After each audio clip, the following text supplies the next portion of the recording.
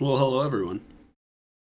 Welcome to another analysis of the Phoenix Rising League playoff series. I'm really enjoying watching these games. I'm really glad they're doing it now in the off season of like LCS, LEC, because I really enjoy competitive League of Legends.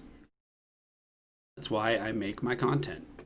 Today we have a semifinals game between Mad City and Pheonix Rebirth. We've seen Mad City in a game, I think the first game I analyzed, and so we're going to take a look and see what happens here. Let's start off going just lane by lane, talking about the matchups a little bit. So we have Camille into Wukong. Wukong is generally good into AD champs because he gets bonus armor as a passive. So it's possible that this matchup is just very good. I think that the true damage of Camille and just the kit of Camille is just better than Wukong, to be honest with you, particularly in the laning phase. But building a champion or picking a champion that gets, free armor into two AD champions, top jung, both AD, is a very good idea. And if you're comfortable on Wukong, I think you have decent chances. So I think Camille can win this lane pretty hard if Wukong misplays. But I think Wukong should not look to fight and should look to play to their advantages, which is, getting into team fights, doing a lot of damage, getting some knockups, and then getting out. That's how I think that this ought to go. Kha'Zix into Hecarim. Two carry junglers. I prefer Hecarim right now. I think it just has a better clear speed than Kha'Zix. And once they get to that Divine Sunderer item spike, I think that they can wreck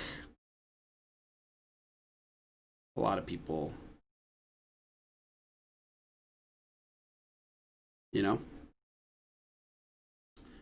But look for Kha'Zix to, make some ganks early. Make some ganks early.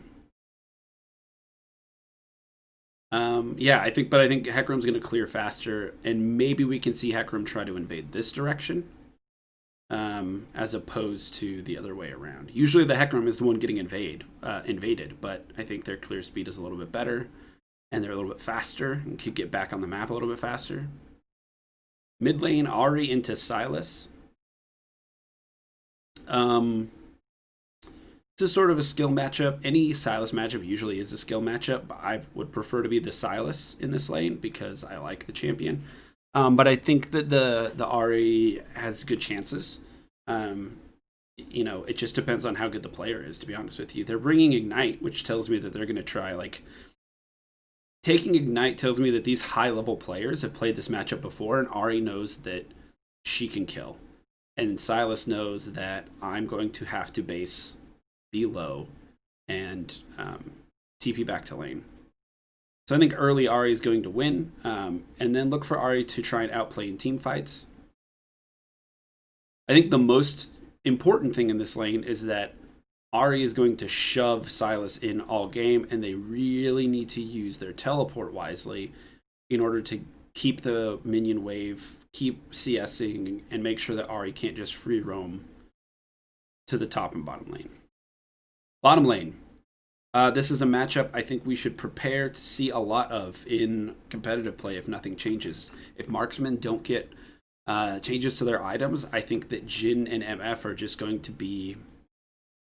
They're going to be the champions to play in the bottom lane, particularly if you're trying to play AD. I think there are some AP options, some mage options, and I think professional players need to try out Yone and Yasuo and wonder if they can be bot laners again.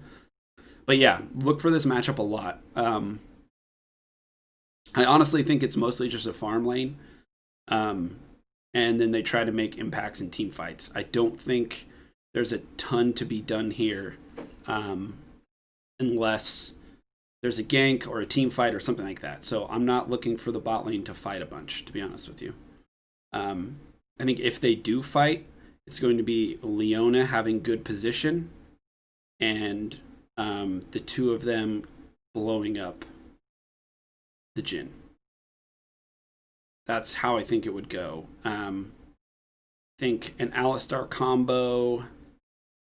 I just don't think it's the job done. I don't think until Jhin has some items. So,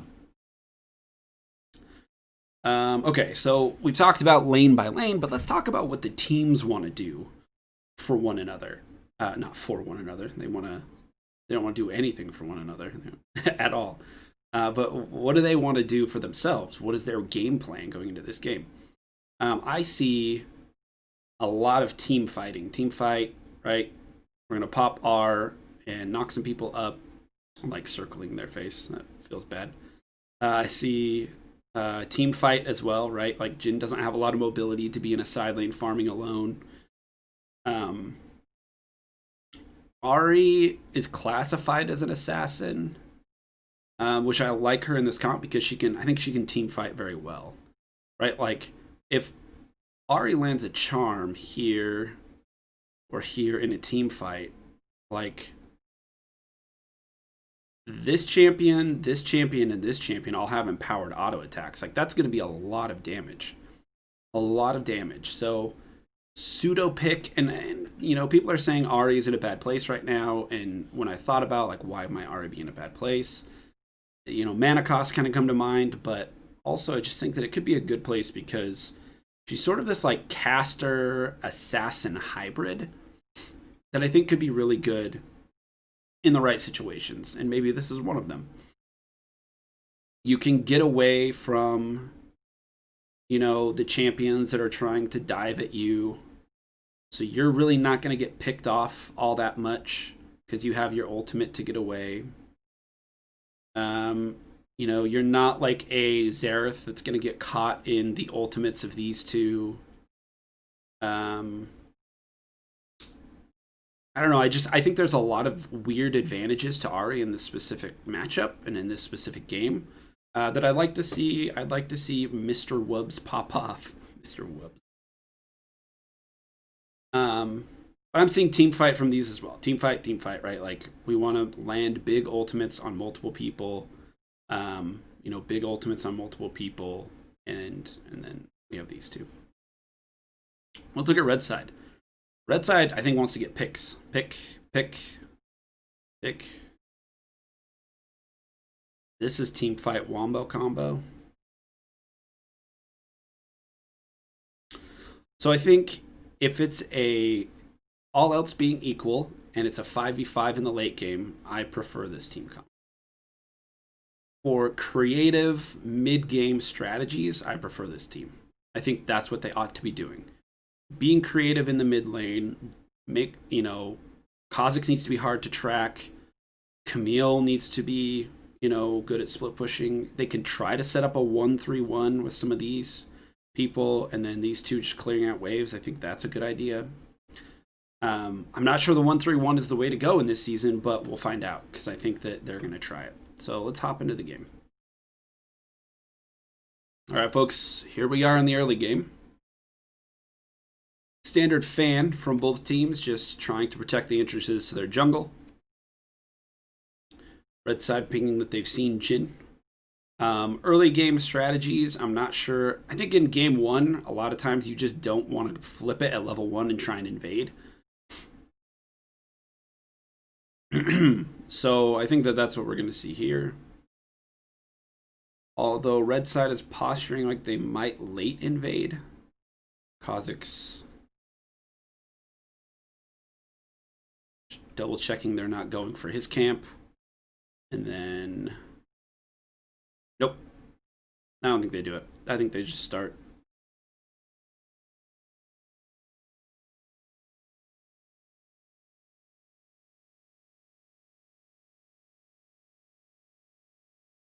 Okay, so both junglers starting bottom side.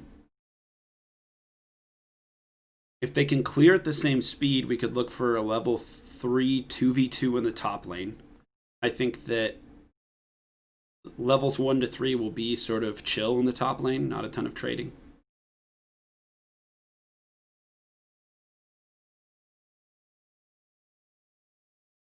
All right, we're back after a brief pause. But bottom lane looked like they were trying to. It looks like Misfortune's trying to hit level 2 first, and maybe I'm just wrong. Maybe Misfortune is enough of an early game bully that they just have perma prio down here.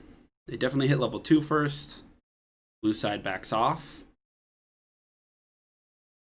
All right, there's the Ahri wave push that we're talking about, where she's going to have perma prio in the mid lane. Kha'Zix stopping for Wraiths instead of going to red means that we probably won't see the 2v2 in the top, but we'll see. Depends on if Hecarim does Gromp or not, I guess. And I think it looks like he's going for Gromp, so maybe we do see it. 250 in the game, and okay, neither top laner has their trinket up yet. Oh yeah, they do. There we go. Okay, I was going to say Camille should go get vision here pretty quick. And the way they're playing this makes me think that Camille Kha'Zix wins early, and I think it's right. Instead of a 2v2 in the top lane, we see a 2v2 in the middle lane.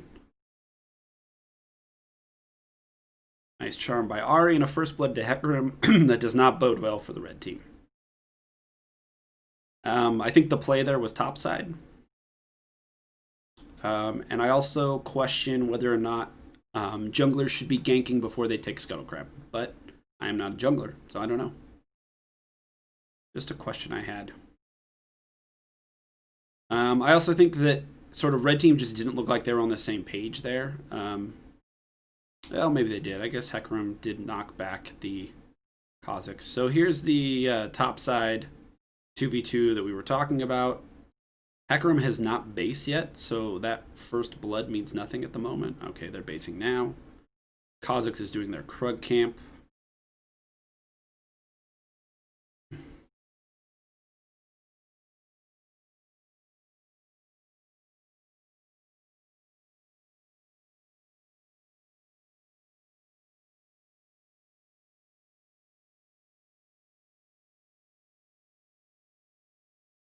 And this is just what you have to do with Sylas. All right, I like this gank a lot.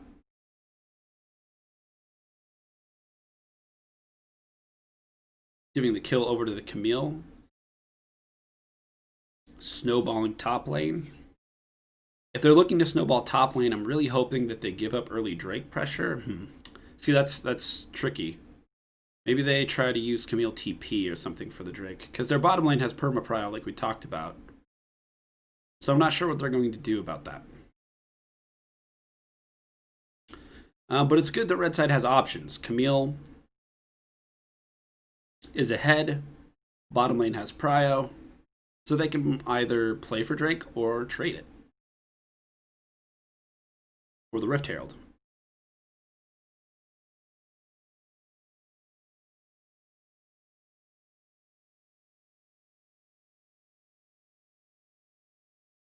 Okay, so the bottom lane, red side bottom lane, maybe looking for a freeze here, but they're auto-attacking a little too much.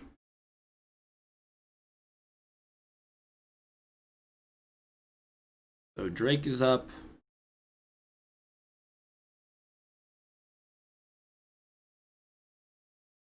But MF has no mana.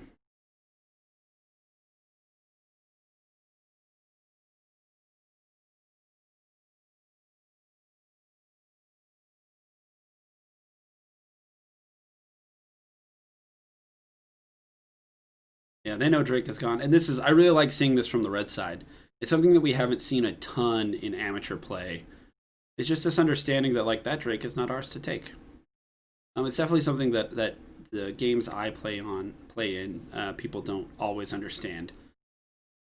Kha'Zix goes, that Drake is not mine to take. I'm just going to go take my camps. Make sure I'm trying, getting my farm and gold. And heck, maybe they try to punish the flashless top laner. Yeah, Camille just hit 6. I think Kha'Zix could definitely come up here. Camille can definitely pressure the Wukong off of this wave. Yep, just like that. Okay, Wukong uses ultimate. Look for Camille to ult here. And then let Kha'Zix come in and help finish.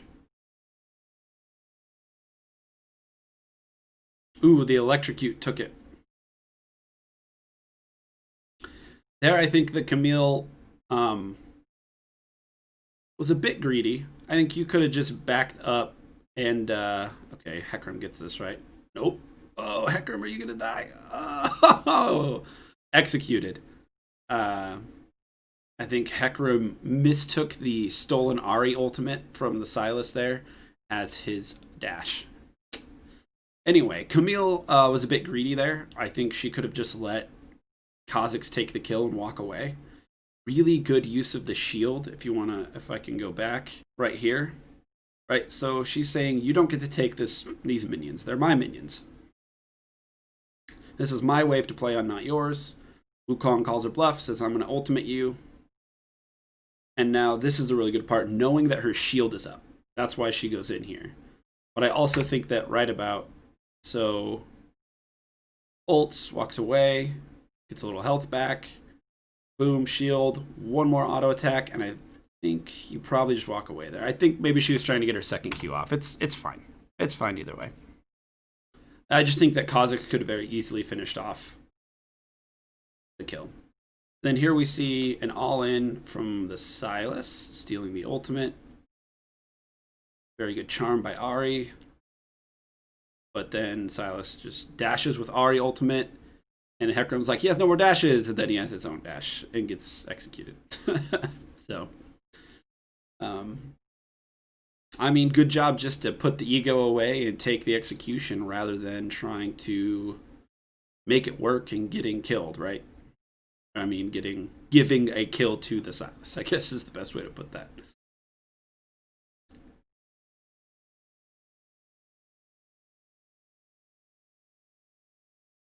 No teleports, and Rift is up soon. Let's see if Red Side does the roam my bot lane to the Rift Herald. I think they could be doing that right now.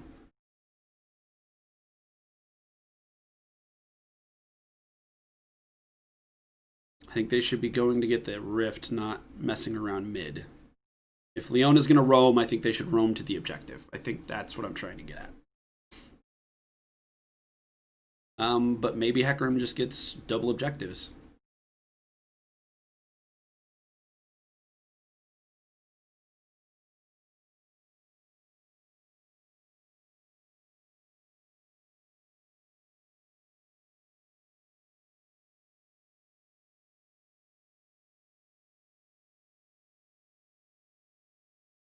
Wow, they're just not going to do it. But I guess I shouldn't be surprised that something we see in these amateur games a lot of times is teams developing strategies really slowly, and they don't do this for a living, and frankly, the meta hasn't been figured out. Maybe they just don't know if they can take Rift right now. That's fine as well. Does Camille have E? Camille has E, but knocked out of it by the second. Well, Wukong on the outplay. Waiting for the Camille to try and E out, and knocks her out of it. Very good.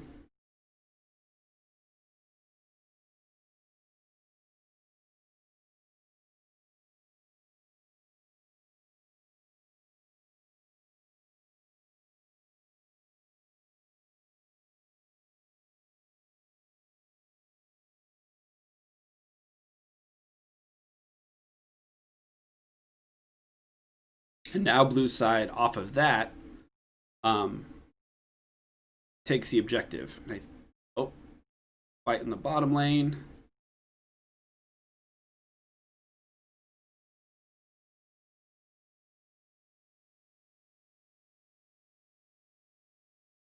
Cool. Very good body blocking by Leona. And then a kill in the middle lane. We're going to come back to this because I want to cover a point with that top lane play really quickly. In a lot of analysis or in casting, when you're watching LEC, LCS, LPL, you hear this term priority, and I think people understand what priority is, but not why it's important and the multiple things it brings you. And I think that this example in the top side here is a good example of why priority is important, and what to do when you don't have it, and how to play around that priority in order to take objectives. So, in this situation, Camille, her minion wave is pushing, which gives her priority. The turn priority developed because Camille has the first move out of the lane. Camille gets to go into the river before Wukong, therefore has the priority. It has less to do with the minion wave and more to do with the fact that a champion can move first. So right now, Camille can move first into the Rift Herald, into the river. Now, Hecarim can just walk to Rift Herald and start it right now. Kha'Zix is on the bottom side. Hecarim doesn't know that, but Kha'Zix is on the bottom side, and it's completely possible for Hecarim to walk up to the Rift Herald and just start hitting it. Hecarim doesn't, and there's a very good reason why. Imagine that Hecarim is doing the Rift Herald, and Kha'Zix comes out of the jungle, Sylas moves from the middle lane, and Camille moves from the top lane. Hecarim now has to run away, giving up that objective. Because top lane doesn't have prio, mid lane doesn't have prio. Instead, Hecarim decides, my top lane doesn't have prio, therefore I'm going to gank it.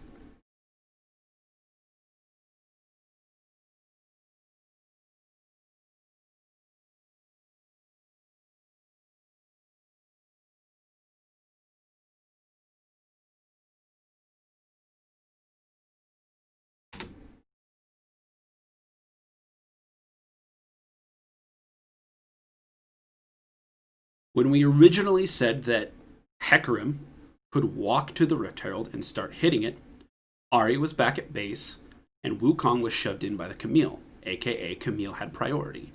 Now, Hecarim is starting the objective, hitting the Rift Herald, but Wukong will be first to move out of top lane, i.e. Camille is dead, and Ahri, you look at her position, is already posturing toward the objective.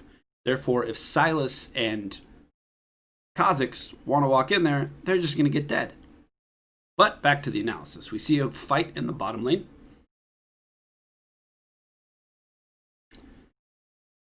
The two try to gain up on Jhin, like I said they could, and Leota ends up flashing and body blocking for the misfortune. A trade of summoner spells. And then Sylas just does not respect that the Hecarim can one-shot him.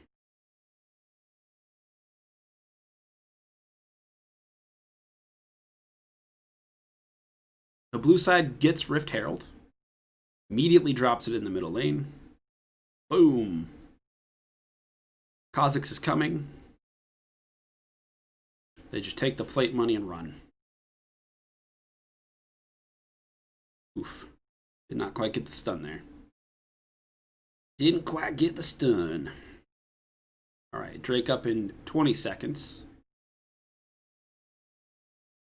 Both teams resetting at the same time. Camille's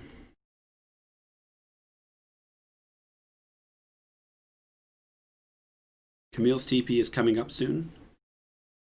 Now, if the red side has tracked the teleport timers, or the teleport timer for Wukong, they will know that Camille is the only top laner that can beat this Drake. And that should give them an advantage.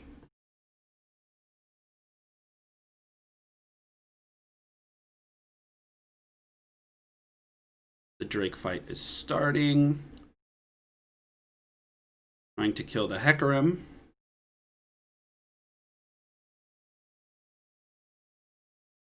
And they end up getting the mid laner.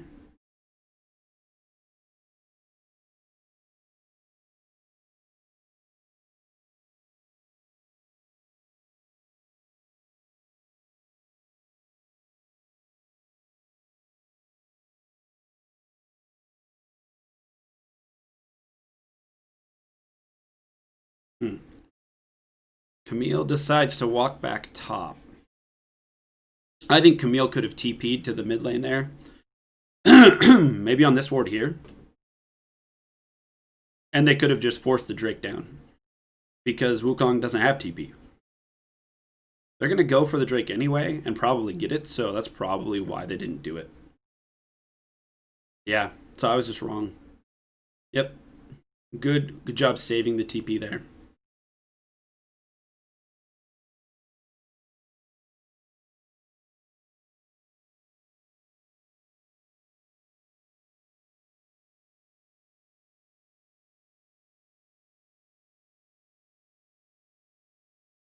But it looks like maybe the dragon fight is continuing. Past the death of the dragon.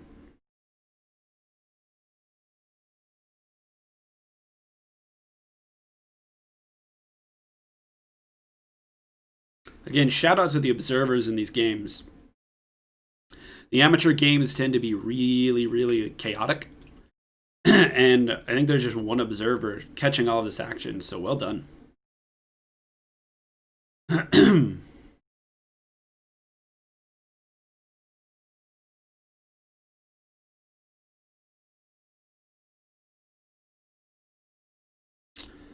Camille misses, hits the clone there. And you may be wondering, like, wow, this top lane used to be so equal. They were doing damage and you know, Wukong even has more kills, but Camille finished her item first. And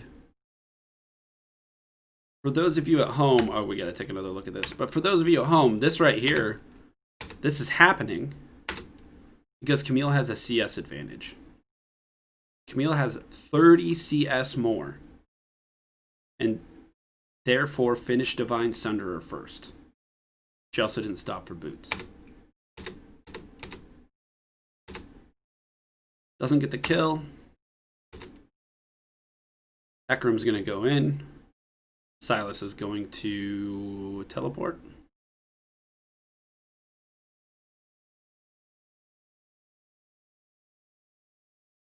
Wow, Hecarim doesn't die there. Stun, stun. Wait, did those stuns not? Did the stuns not match up? That's what we're looking at. Did the stun not land? I feel like he was stunned.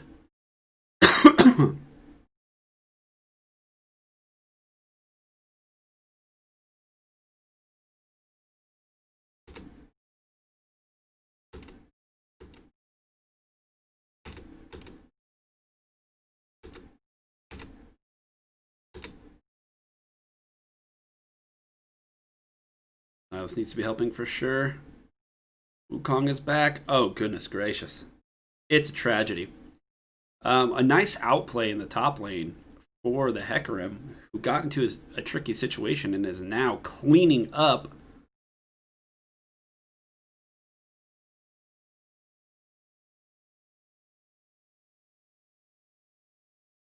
Okay. That top lane fight was very chaotic. But Camille was winning the 1v1 because she had Divine Sunderer.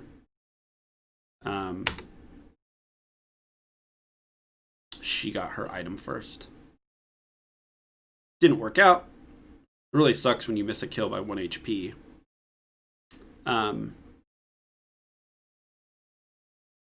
Another pause. Okay, back after a brief pause. Somebody's having technical issues in this game because they paused like twice now. But it sucks for the Camille that they, the Wukong got away at 1 HP.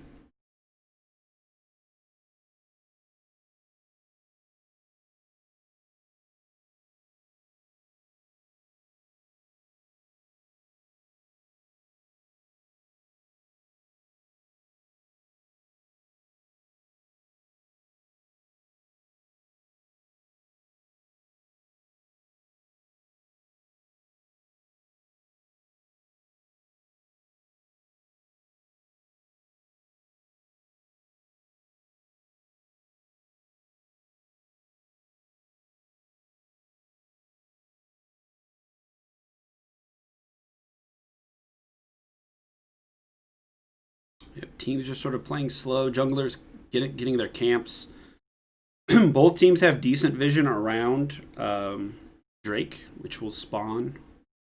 And the Rift Herald is up. So we'll see what they decide to do. It looks like they're posturing to both try and take Drake. Ahri misses Charm, which is huge.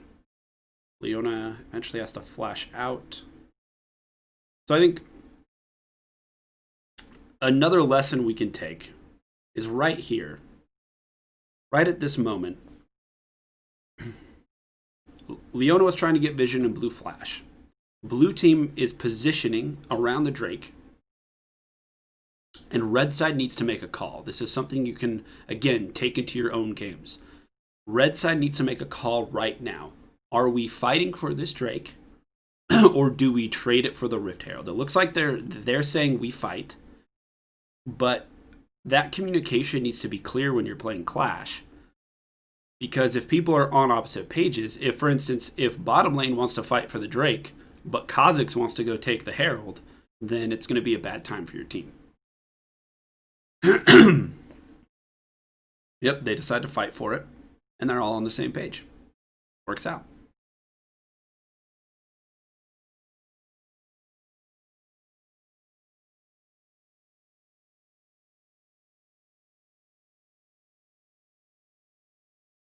Well, they won the fight, but didn't take the vision. They didn't take the tempo either.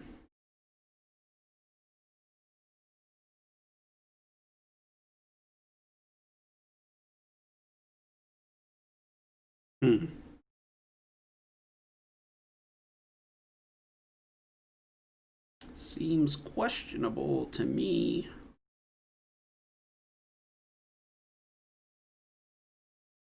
Okay, so the backs by red side right now are too late. Move that. Drake is up in 20 seconds. And blue has vision all over. MF didn't base. These backs are too late. Ahri's going to get prio mid. Start walking down. Blue is going to clear out vision of red. So that fight you just won for the Drake, even though Drake wasn't up for a minute 30, you lose because you didn't get vision. I think they want to fight for it again, but they don't have key ultimate cooldowns. Oh, yeah, they do. Leona ultimate is nutty. MF is going to get dead, though.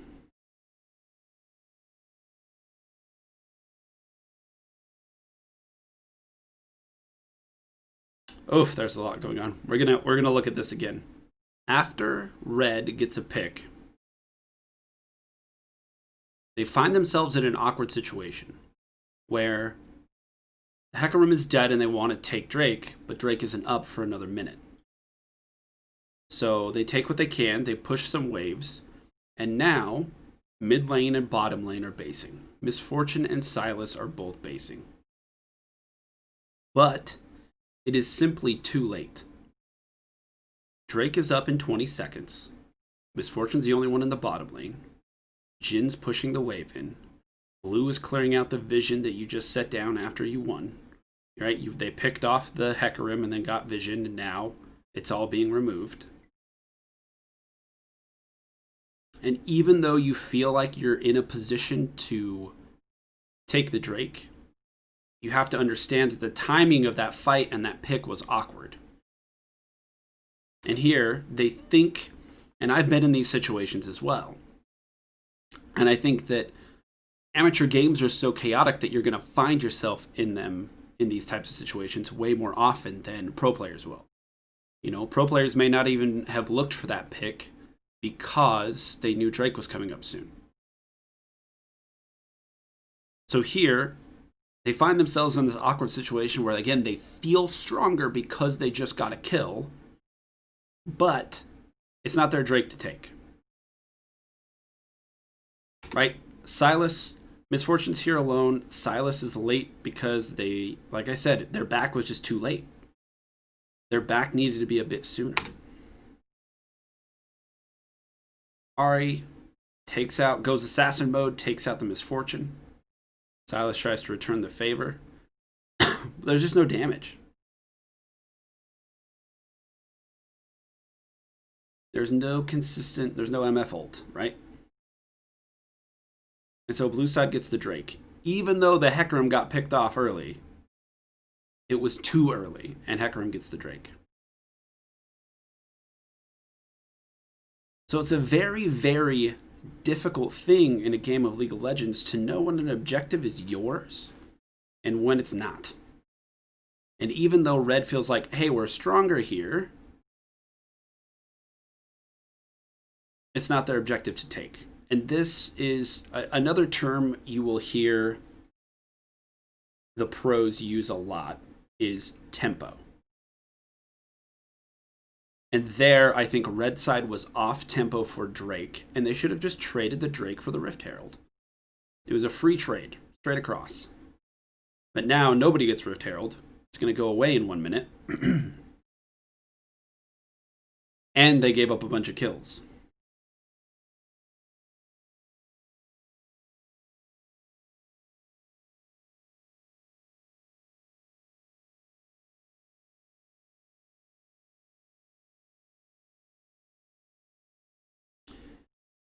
And if you don't think tempo matters, watch pro players go back to base and buy stuff. Go watch a pro view from Worlds and watch Caps buy the wrong items because tempo is so important that he's playing Sylas and he bases, use it, channels teleport, then buys items and accidentally buys the wrong items but doesn't care because it's still more important to be back out on the map and have good tempo.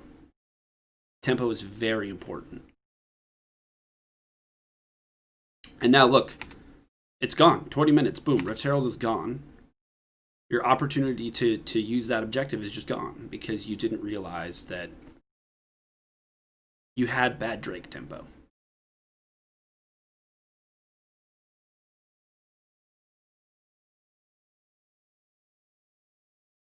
So Camille TP is up. Top laners now go to the bottom lane.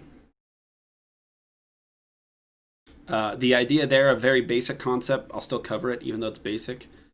Top laners went to the bottom lane here because Baron is the next objective that the teams want to play around, and it's on the top side of the map.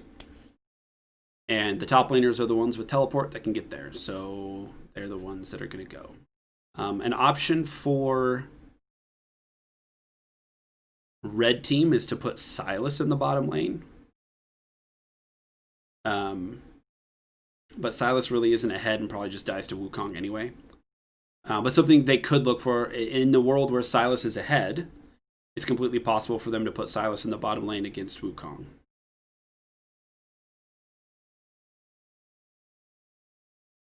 There are very few reasons you would do that, but there are reasons. Ahri is now just going to use her lead to solo kill Sylas.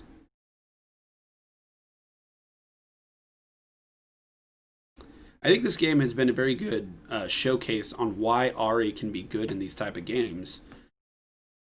When they needed a mage to wave clear, Ahri had it. When they need an assassin to kill MF, Ahri had it.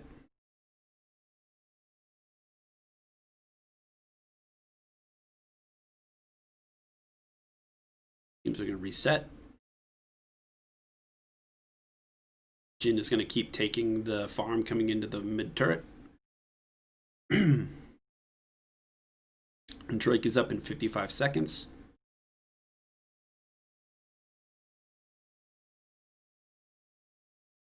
And Kha'Zix is just basing.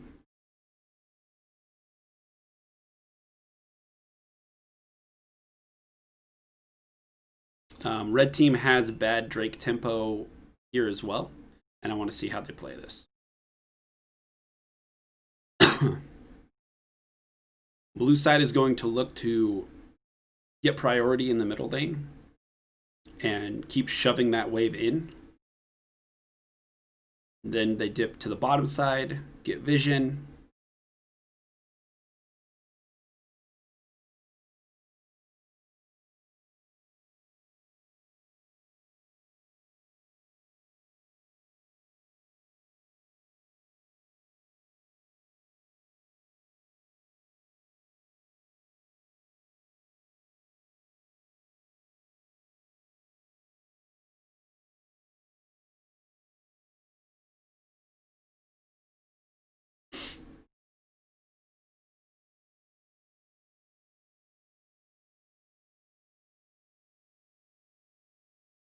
an absolute clinic on how to do Drake. Let's take another look. It starts with Alistar backing at 1 minute before Dragon. You notice that Alistar, full health.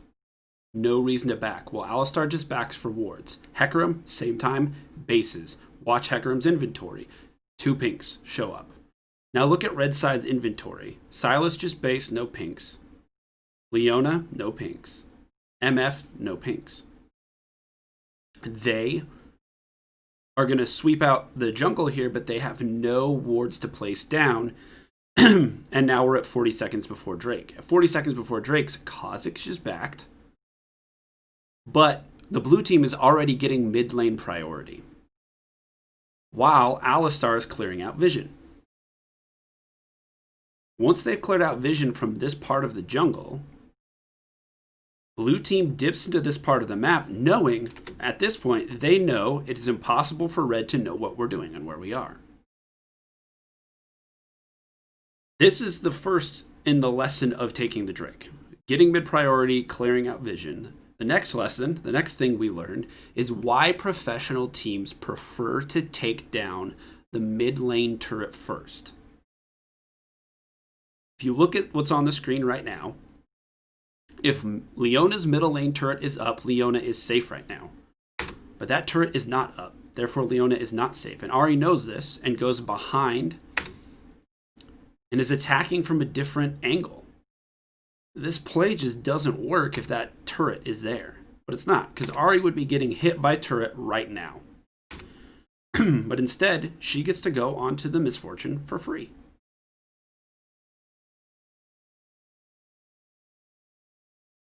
And they end up winning the fight. And they won that fight because they got priority in the middle lane. They dipped into the bottom side and made sure that the enemy team didn't have vision of them. And then when the enemy team didn't know where they were, they used the advantage of the middle lane turret being down to flank them from multiple angles. This is something that I don't see enough of from low elo players. They'll say, let's set up a death brush. Well, yes, but they'll try to set it up in the pixel brush, right? Sure, we can set up a death brush for when they come to check, but if your middle lane turret is down, the entire lane's a death brush. They don't know where you are. So understanding which ways you can flank and how you can do that a little bit better and how far you can extend because you've taken down enemy turrets. Back to the game.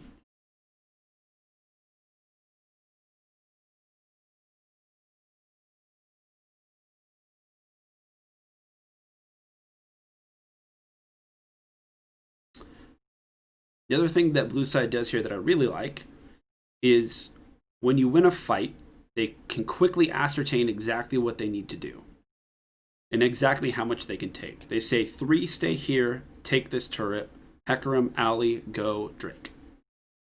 That call is so instantaneous that they end up getting both.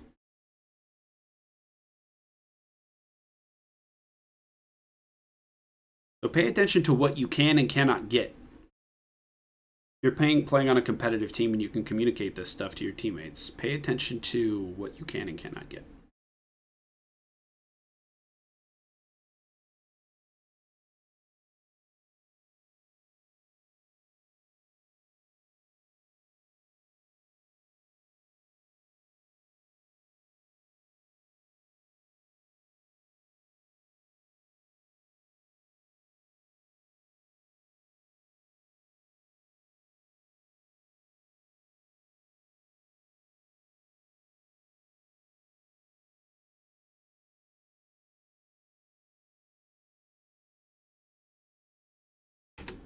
Okay.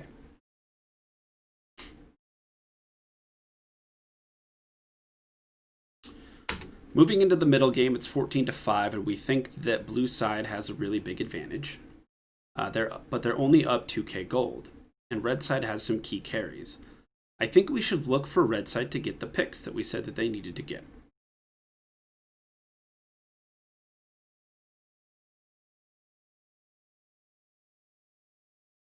They need to get picks with Camille and Kha'Zix. Wow, blue side very ballsy, trying to sneak a dragon. And I believe that was not that was an informed decision. I think that they just swept out the Drake, and they were like, there's no vision here. This team's just not buying wards. Let's just see if we can sneak a Baron. Unfortunately, there was that ward right there next to Ahri, so they don't get it. So Baron is the next thing on the agenda. Red side really needs to play around this vision and get a pick. Like, we could pick Ahri right here. Boom. Okay, good. Let's see if we can disengage. Want to see like a MF ulti to disengage maybe? Nope, just sacrificing the Ilona. That's fine. That's fine. That's fine.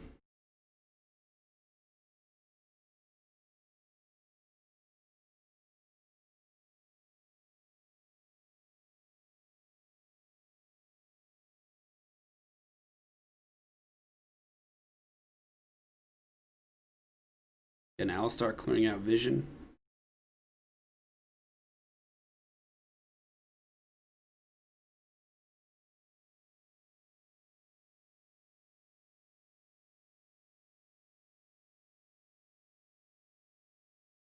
Not sure about this. I'm not really sure what they're doing here.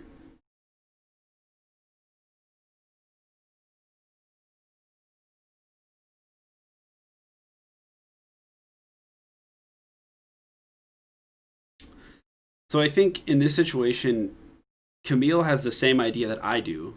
Like, I need to get a pick. But pro tip, walking into the middle lane in full view of the enemy is not getting a pick, right? And I think sometimes people think that getting a pick just means killing one of the enemy champions. Well, usually you get a pick not off of running full force into them, getting a kill, and then running away. You get a pick by setting up vision and ambushing the enemy. Jhin just still loving that this middle lane turret is up, so he's free farming.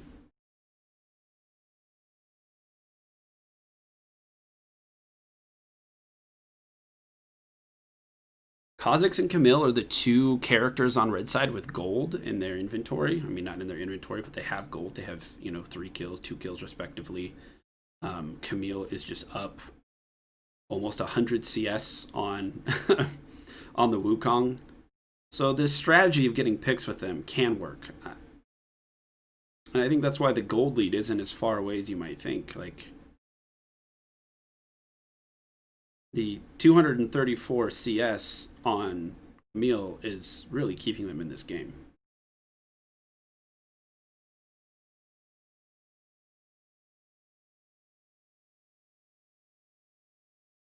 Okay, we have an engage from blue side.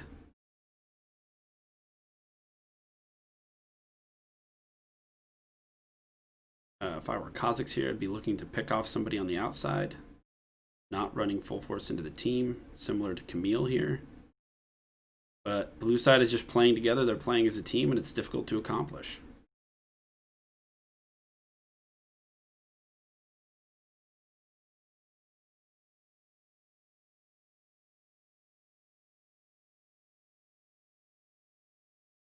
I think all of the characters on red side, Camille and Kha'Zix maybe know, I need to get a pick.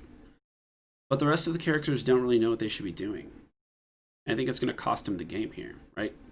There's no reason they even need to be in this part of the map, because they can get engaged on, just like we see.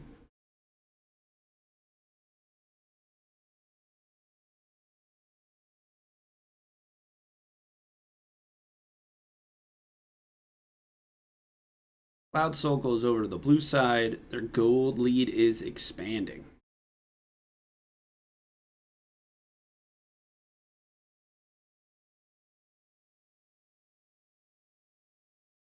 And I'm not sure what just happened. They forfeited. I had to skip ahead and see exactly what happened and listen to the casters. Red team forfeited the game.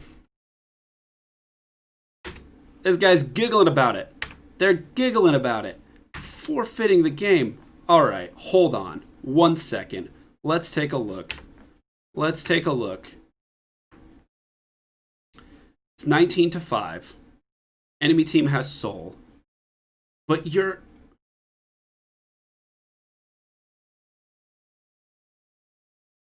This team needs to go back and look at this game and realize that they were only 6K down. They were only 6K down. I know 6K is a lot of gold, but this is a league where people can make mistakes. This is a situation where you don't have perfect play. I know your Silas is 0-4. I know your MF is 0-3. This is where you start trying some stuff because it doesn't matter.